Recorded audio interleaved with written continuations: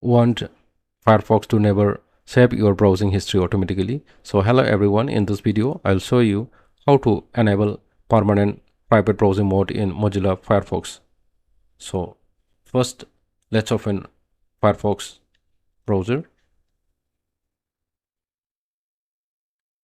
Now click on the three lines at the top right corner and click on settings.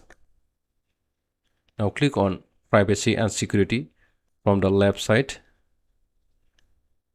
Scroll down to the history section. Now under history, click on this drop down arrow and select customize history. Now select this option, always use private browsing mode. Now restart Firefox. Now Firefox will not save browsing history, search histories, cookies after closing, and temporary website data.